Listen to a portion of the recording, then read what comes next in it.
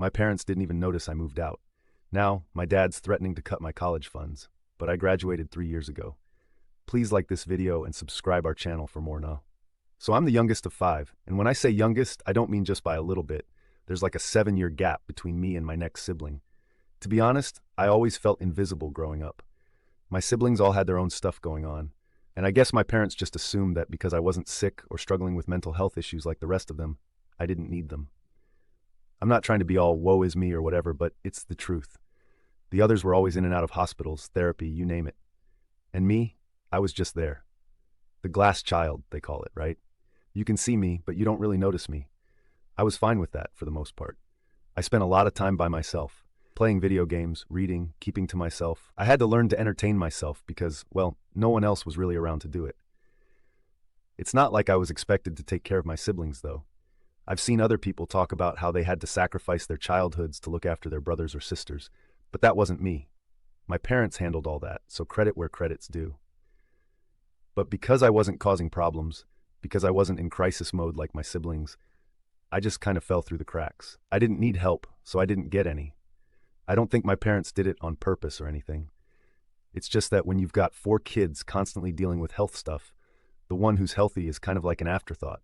They were always so busy with hospital visits, doctor's appointments, and school meetings for the others that I just became this kid who didn't cause trouble and didn't get attention. It's like I was invisible, but not in the tragic rain movie kind of way. Just in a practical, we've got our hands full kind of way. Anyway, I wasn't completely alone.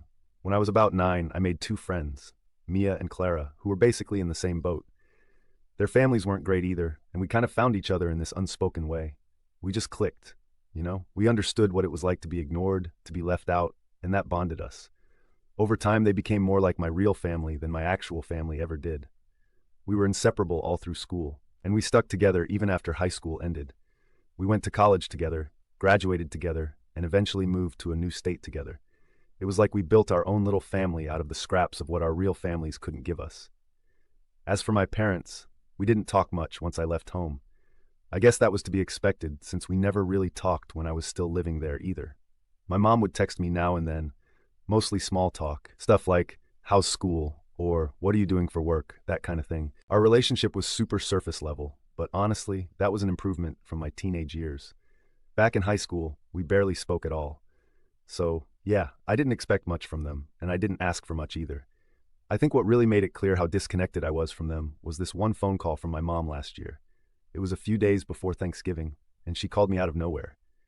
Now, we never call each other, so right off the bat, I knew something was up. The last time I had spoken to her on the phone was maybe a year before that, when she told me the time and place of one of my sister's funerals. That's how little we talked. So anyway, she calls me and asks what time I'm coming for Thanksgiving. And I'm sitting there like, wait, what? Because I had no idea they were even planning anything for Thanksgiving. It wasn't like we had some big family tradition or whatever. In fact, in my whole life, I can remember maybe 3 times that they even tried to do Thanksgiving or Christmas. It just wasn't a thing in my family. I told her that I already had plans. I mean, I was going on a ski trip with Mia and Clara, so it wasn't like I could just drop everything and come over, even if I wanted to. Plus, I lived 2 states away, and I would have needed to book a plane ticket months ago if I was going to come. But she acted like I was just being difficult. Then she starts guilt-tripping me, saying she was going to be all alone because my dad was spending the day visiting my brother in the facility he's in. He's like a 2-hour drive from them, so apparently my dad was going to be gone most of the day. I get it.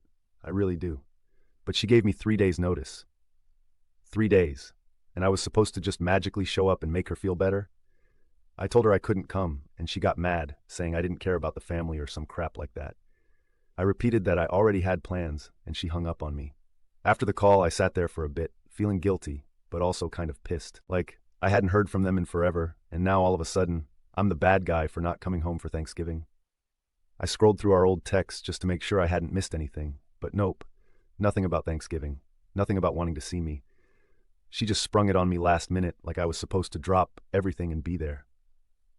I ended up sending her a text later that night saying that I had a ski trip booked for Christmas and wouldn't be able to come for that either, but I'd love to catch up with her and Dad after the new year. You know, trying to be nice about it. She didn't reply. A few days after that whole Thanksgiving mess, I was still trying to shake off the weird feeling. You know when something just nags at you and you can't quite figure out why? That's how I felt about the way my mom had tried to make me feel bad for not coming home. Like, she calls me out of nowhere, guilt trips me for not being there, but at the same time, she never actually told me they were doing Thanksgiving. It's like they expected me to be a mind reader or something. But anyway, I had pretty much moved on by then. I was getting ready for my ski trip with Mia and Clara. We'd been planning it for months, and I was super excited. The three of us hadn't had a proper vacation in forever, so we were looking forward to just hanging out and relaxing. Then, out of nowhere, I get this text from my dad. Now, my dad almost never texts me, so I figured it was going to be important. But instead of something reasonable, he hits me with, "If you don't come home for Christmas, I'm stopping your college payments." At first, I actually laughed. Like, what? I graduated 3 years ago. What payments? It was so out of left field, I had to read it twice to make sure I wasn't missing something. I thought maybe he was confused, or talking about someone else, so I sent him a text back, reminding him that I had already graduated, and if he thought he was still paying for my college, then he needed to check his bank account because someone was scamming him. I thought that would be the end of it.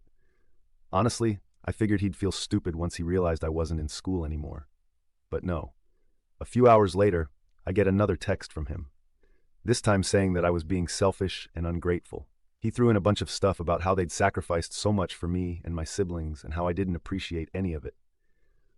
Okay, first of all, I never asked for anything from them. Second, I didn't even know they were paying for my college because my grandma was the one who covered it. She told me straight up that she didn't want my parents messing with my education, so she took care of everything herself. So yeah, I had no idea what my dad was even talking about. At this point, I'm kind of mad. Like, I get it if they're stressed out with my siblings and all, but guilt-tripping me about stuff they didn't even do? That's a whole new level. So I texted back, being as polite as I could manage, and said something like, "I'm sorry you feel that way, but Grandma paid for my college. I'm happy to catch up after the holidays, but I already have plans." I thought that would shut it down, but nope. My dad decides to go full drama mode and starts texting me about how I've abandoned the family, how I'm turning my back on them, and that he's done helping me out if I won't make an effort. By this point, I'm just staring at my phone like, what is happening? Abandoned the family. I've been living on my own for years, and they barely even noticed. And now, all of a sudden, because I won't drop my life and rush back for Christmas, I'm the bad guy? I wanted to just ignore it, but I couldn't stop thinking about it. The more I thought, the more pissed off I got. It's like they hadn't spoken to me in months, hadn't bothered to check in or ask how I was doing, but the second they needed something, it was my responsibility to make everything better.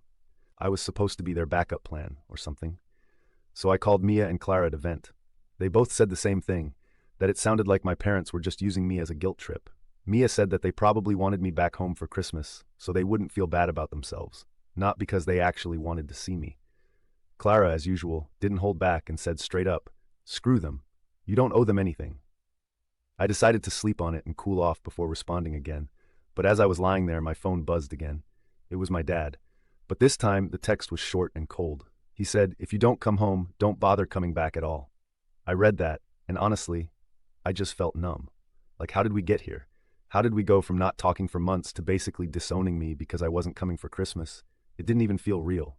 I stared at the message for a long time, and part of me wanted to fire back and say something nasty. I wanted to call them out on all the times they ignored me, on all the times I felt like I didn't even exist in that house. But instead, I just didn't respond. I put my phone down, rolled over, and tried to sleep. I didn't want to get dragged into some big family drama right before the holidays. I didn't want to deal with the guilt trips, the accusations, or whatever other crap they were going to throw at me, so I just left it. The next day, I woke up to more texts, this time from my mom. She didn't say much, just that they were disappointed in me, that they didn't understand why I was being so distant, and that they hoped I'd change my mind. I couldn't help but laugh a little, because distant didn't even begin to cover it. I'd been distant my whole life, but they were just now noticing? I ignored the texts again and focused on getting ready for the ski trip. Mia and Clara were pumped, and honestly, I was too. It felt like the perfect escape from all the family nonsense. We hit the road the next day, and for the first time in a long time, I didn't think about my parents. I didn't feel guilty. I didn't feel sad. I just felt free. But of course, things couldn't stay peaceful forever. Just when I thought I could move past it, I got another message from my mom. This time, right in the middle of the trip. She wasn't giving up. She said that if I didn't come home soon, they'd have to start making decisions about the future without me. Decisions that I wouldn't like. That's when it clicked.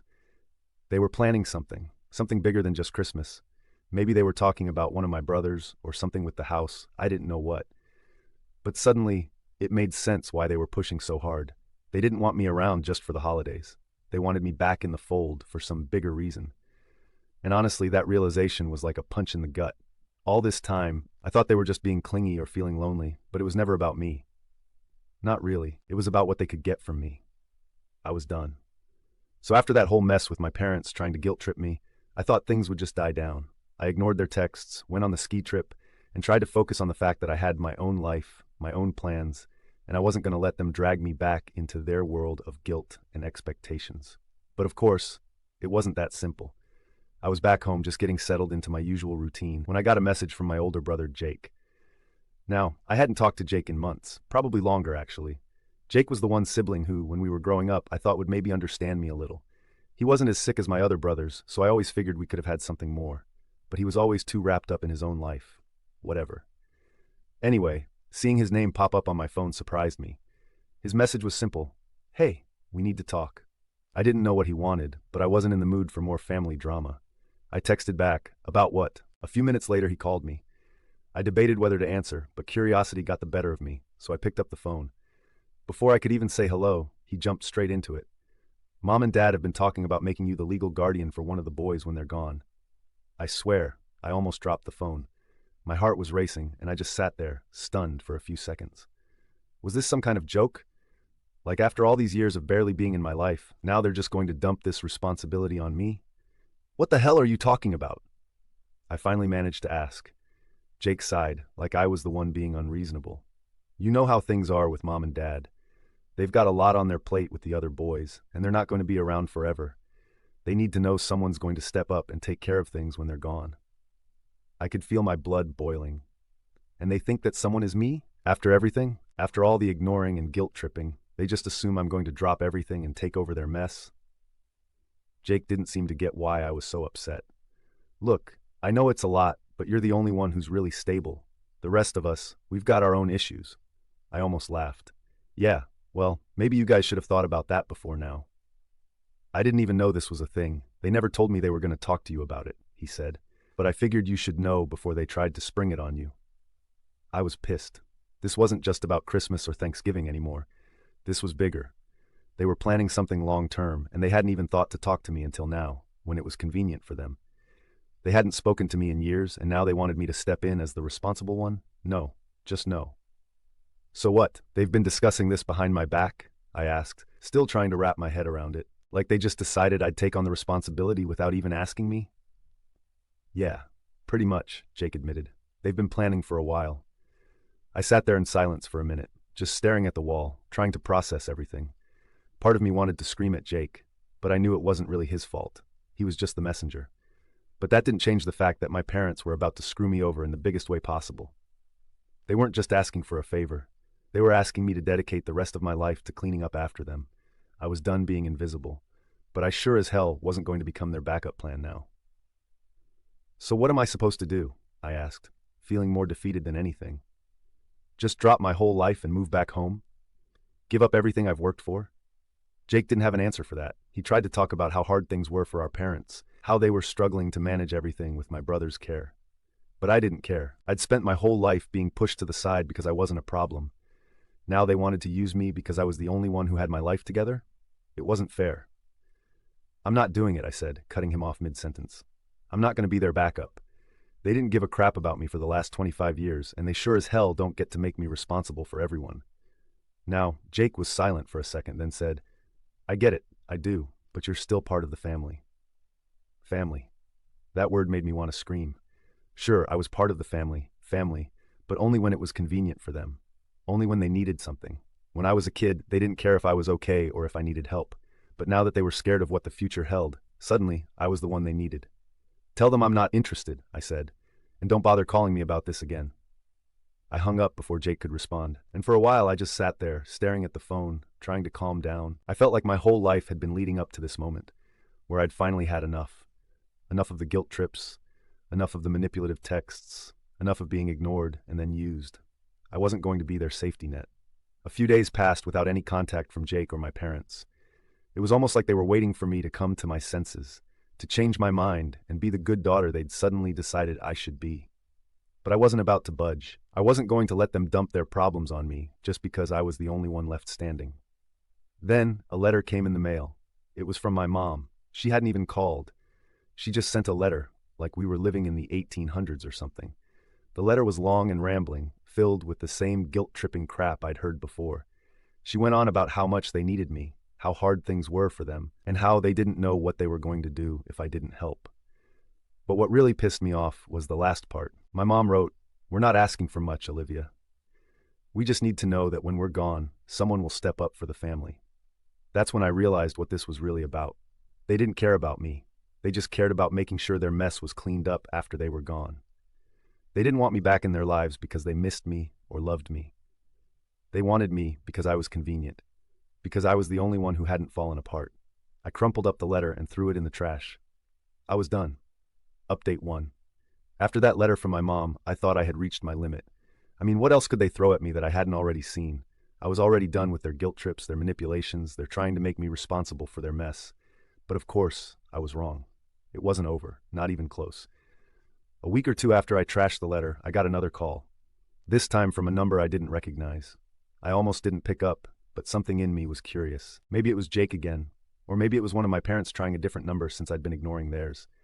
Either way, I picked up. "Hey, Olivia, it's Sarah." Now, Sarah is one of my sisters. We were never really close. I mean, she was always dealing with her own stuff. Hospitals, therapists, all of it. I felt bad for her growing up, sure, but I didn't really know her. We were basically strangers, living under the same roof. So hearing from her now, after everything, felt weird. Hey, I said, not sure where this was going. "Look," she started. "I know things have been kind of rough between you and Mom and Dad, but I really need you to listen to what I'm going to say." I could already feel my stomach sinking. Here it comes, I thought. More guilt, more trying to drag me back in. "What is it?" I asked, trying to sound neutral, but already bracing myself for whatever crap was coming. She took a deep breath, and then she said, "They're not doing well, like, really not doing well. Dad's health is going downhill fast, and they're freaking out because no one's stepping up to help with the boys. They're scared, Olivia. They don't know what to do." I didn't say anything for a second. It wasn't that I didn't care. I did. I didn't want to see anyone suffer, not even my parents. But after everything, after years of them not giving a crap about me, I couldn't just rush in and fix things for them. I wasn't their Band-Aid.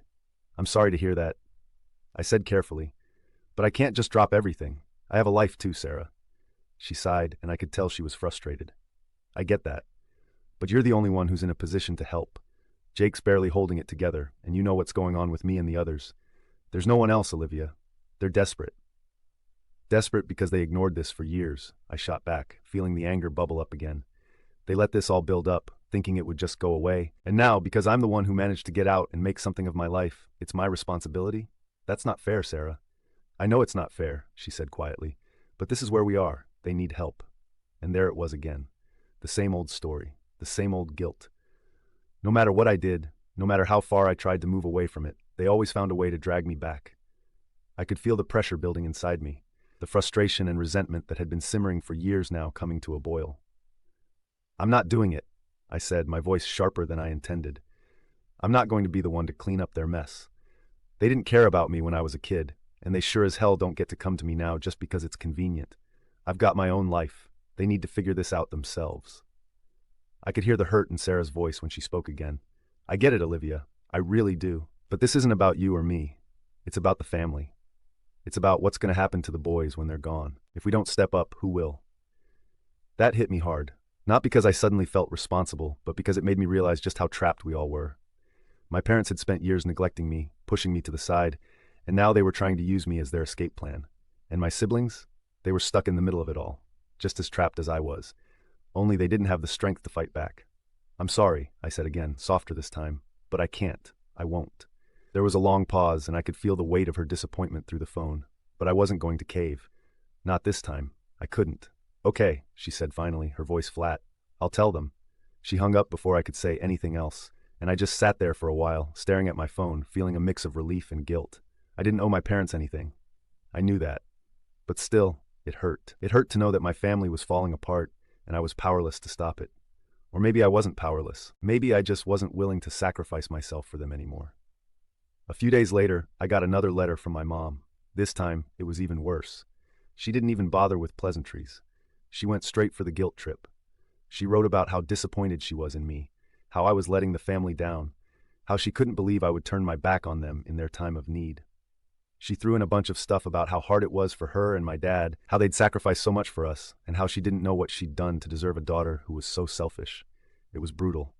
And for a second, it worked. I felt that old familiar sting of guilt. But then I remembered. I crumpled up the letter and tossed it in the trash. I was done. The next day, I blocked their numbers. I blocked Jake too, just to be safe. It wasn't an easy decision, but it was the only one that felt right. I couldn't keep letting them drag me down, keep making me feel like I was responsible for their problems. They made their choices, and now they had to live with them. For the first time in a long time, I felt free. Update 2. Blocking their numbers felt like a relief, like this heavy weight had been lifted off my shoulders. For the first time in, well, ever, I had control over the situation. I wasn't sitting there waiting for another guilt-tripping message from my mom or a surprise call from Jake. It was quiet, peaceful. But of course, that didn't last. About 2 weeks after I blocked them, I got a knock on my door. I wasn't expecting anyone, and honestly, I thought it might be a delivery or something. But when I opened the door, there she was, my mom, standing right there on my doorstep like she had every right to be there. I don't know how she found me. I mean, I hadn't exactly been hiding, but I didn't think she'd just show up at my place. She looked different, older, I guess. Or maybe it was just the stress. But either way, I could see that things hadn't been easy for her, but I didn't feel sorry for her. Not anymore. "What are you doing here?" I asked, keeping my voice as calm as I could. She didn't answer right away. She just stood there, looking at me like she didn't recognize me. Finally, she spoke. "We need to talk, Olivia," I sighed. "No, we really don't. I've said everything I needed to say. I've made my decision." She stepped forward like she was going to come in, but I stood in the doorway, blocking her. I wasn't about to let her in and let this turn into another guilt trip. "Please, just listen," she said, her voice softer now. "Your father's getting worse. He's in and out of the hospital, and we don't know how much time he has left. I don't know what to do, Olivia." There it was, the card she'd been waiting to play. The "your father is dying" card. She didn't say it outright, but I knew that's what she was hinting at. And I'm not heartless. I didn't want my dad to suffer. But after everything they'd put me through, I couldn't just drop everything and rush to their side. "I'm sorry," I said, trying to keep my voice steady. "But this isn't my problem. You and Dad have had years to figure this out. You can't just show up now and expect me to fix everything." She looked at me like I'd slapped her. "I'm not asking you to fix anything," she said. "I just need you to be there. For the family." "For the family?" I repeated, almost laughing. "What family? The one that ignored me for 25 years? The one that only talks to me when they need something? That's not a family, Mom. That's just manipulation." Her eyes widened, and for a second, I thought maybe she was going to argue with me. But instead, she just started crying. Right there on my doorstep, she broke down in tears, and I didn't know what to do. I wasn't going to invite her in, but I couldn't just stand there and watch her cry either. "Look," I said, my voice softer now. "I get that this is hard for you. I really do. But I'm not your backup plan. I'm not the person who's going to come in and make everything okay. You made your choices. Now you have to deal with them." She wiped her eyes and looked up at me, and I could see the anger starting to replace the sadness. "We did the best we could, Olivia. You don't understand what it was like, raising all of you, dealing with everything. We didn't have time for you because we were trying to keep everyone else alive." There it was, the excuse. The same excuse I'd heard a million times before. "And that's not my fault," I said, my voice firm now. "You made the choice to have 5 kids. You made the choice to focus on everyone else and leave me behind.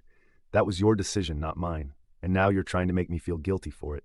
I won't do it, Mom. I won't." She stood there for a long time, not saying anything, just staring at me like she didn't know who I was anymore. And maybe she didn't. Maybe in her mind, I was still that little kid she could ignore, because I wasn't causing trouble. But I wasn't that kid anymore. I was done being invisible. Finally, she spoke. "So that's it? You're just going to turn your back on us?" I shook my head. "No. You turned your back on me a long time ago. I'm just finally walking away." She didn't have anything to say to that. She just turned and walked away, heading back to her car. I watched her go, feeling a strange mix of emotions. Part of me was sad, sure, but most of me just felt free, like I'd finally let go of something I'd been carrying for years. Something I should have let go of a long time ago. After she left, I went back inside and sat down, trying to process everything that had just happened. I wasn't angry anymore. I wasn't even hurt. I was just done. Done with the guilt, the manipulation, the constant feeling like I wasn't enough. I wasn't going to be their backup plan. I wasn't going to be their last resort. I had my own life to live, and I wasn't going to let them drag me down anymore. The next few weeks were quiet. I didn't hear from anyone. No calls, no letters, nothing. And honestly, it was the best I'd felt in a long time. I focused on work, on my friends, on my life. I wasn't looking over my shoulder, waiting for the next message from them. I wasn't living in the shadow of their expectations anymore. And then about a month later, I got an email. Not from my mom, not from my dad. This time, it was from Jake. It was short, just a few sentences, but it said everything I needed to know. Dad passed away last night. I thought you should know. I stared at the email for a long time, not really sure how to feel. I wasn't surprised. I knew this was coming. But I didn't feel sad either. I didn't feel much of anything, honestly. I thought about responding. I thought about calling Jake, asking how he was holding up. Maybe even offering my condolences. But then I realized that this was just another step in the same cycle. Another chance for them to pull me back in. And I wasn't going to fall for it this time. I closed the email without replying and went on with my day. I wasn't part of their world anymore. And I was finally okay with that. Nothing. And honestly, it was the best I'd felt in a long time. I focused on work, on my friends, on my life. I wasn't looking over my shoulder, waiting for the next message from them. I wasn't living in the shadow of their expectations anymore. And then about a month later, I got an email. Not from my mom, not from my dad. This time, it was from Jake. It was short, just a few sentences, but it said everything I needed to know. Dad passed away last night. I thought you should know. I stared at the email for a long time, not really sure how to feel. I wasn't surprised. I knew this was coming. But I didn't feel sad either. I didn't feel much of anything, honestly. I thought about responding. I thought about calling Jake, asking how he was holding up. Maybe even offering my condolences. But then I realized that this was just another step in the same cycle. Another chance for them to pull me back in. And I wasn't going to fall for it this time.